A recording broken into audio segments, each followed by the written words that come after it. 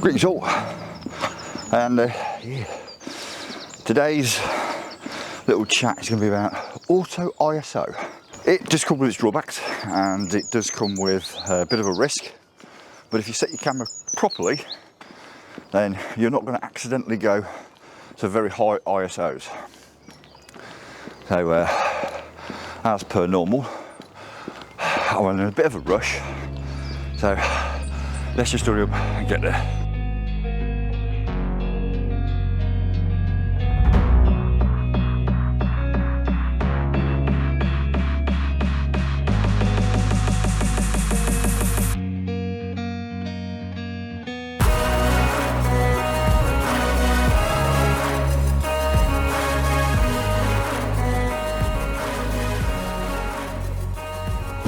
So, auto ISO. When to use it, and probably when not to use it, and should you use it?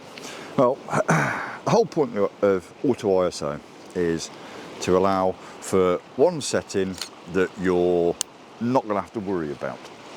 And the thing is I spoke on last week about how the ISO is the last setting that I alter. So once I've got the exposure to how I want to, I then just use the ISO to get the exposure correctly, which is, you'd think would be a really good idea to use auto ISO.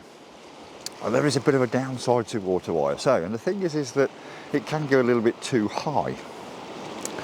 So when to actually use it? Well, the thing is, the first thing you've got to do is you've got to know your camera's no-go area for its ISO. This is where it really starts to add a lot of noise. So on mine here, I won't go above 3200. So the thing is on the camera itself, I can set the maximum ISO that the auto ISO would actually use. So I've done that. So for me, I do tend to use auto ISO a bit. And the reasons when I actually use it is when the light is actually changing a lot of the time. So for example, like now, you're on the sunrise, you've just gone out the blue hour, I'm about 10-15 minutes away maybe, let's have a look, yeah, about 10-15 minutes away from sunrise.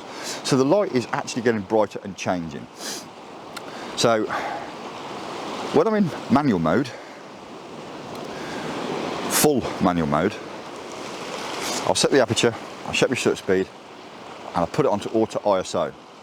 So my exposure is correct, and then as that light is changing, the ISO will be changing with it. As the light is getting up, it's actually coming down, and that is when I tend to use auto ISO. Now, let's just say for argument's sake that you want to over or underexpose a shot that you're going to take.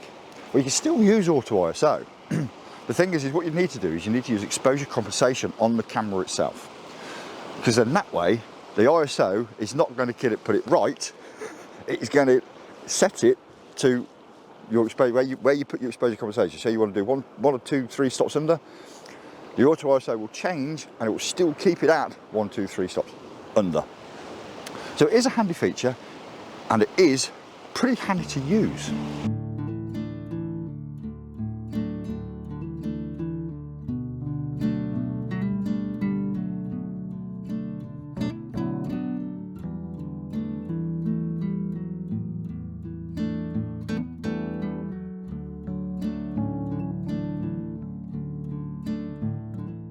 And yes, I've come to land my favourite location, and there's a couple of reasons why I've actually come up here. Is purely because I haven't been here for a while, and the past few days the sky out there has produced some fantastic colours, because we've got a lot of like wispy clouds and that around, and I missed it because I was actually at work and it was like red, and I was just like, oh, but we're still looking pretty nice out there, really wispy. That sun's starting to come up, getting some nice vibrant orange and red's coming over there, so yeah.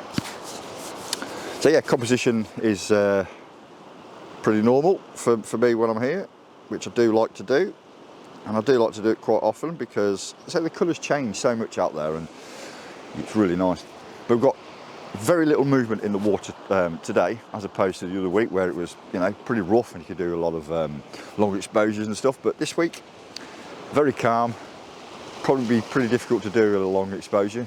So on this one, we got the horizon is on that bottom third. Got a little bit of the rocks that's coming in. It's on the left, but it's not coming in from the left. It's coming from sort of like more the bottom left. And as that sun is coming up now, we're starting to get a bit of light coming through them clouds. Oh, this is just lovely. And because that sunlight is now starting to come through, the ISO I can see is moving between 200 and 400. It's sort of flipping a little bit. It's just going like that. So it's still on 20th F11, and the auto ISO can't make its mind up. I think it's settling for 200 now. Oh, here we go.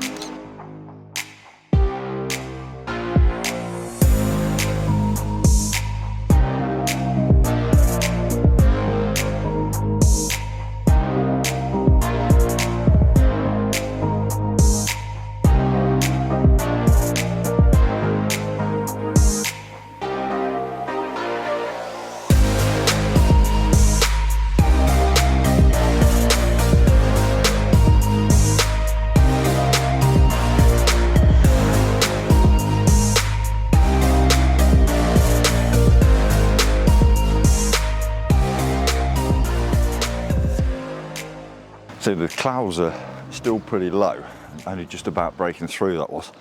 I'm still having to use my light just to film me facing, you know, because you want to see this, don't you? So there we go, auto ISO.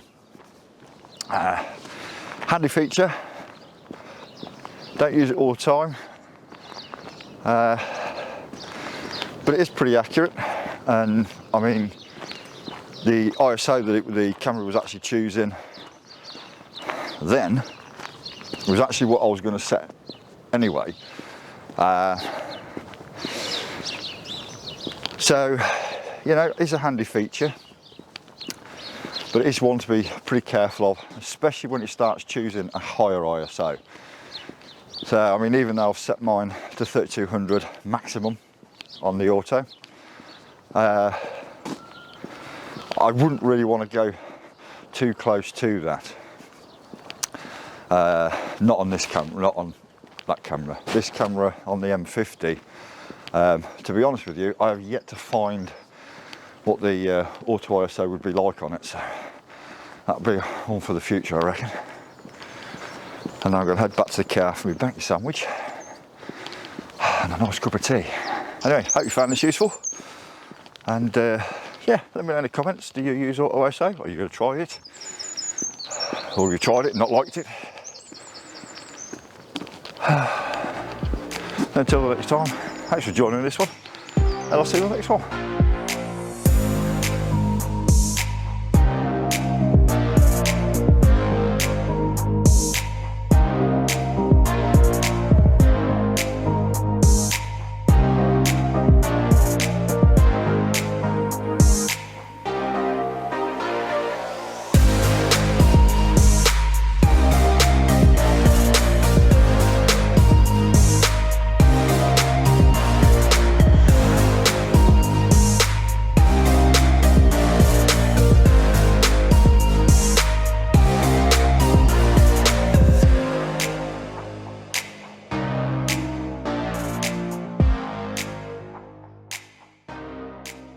So take care, stay safe.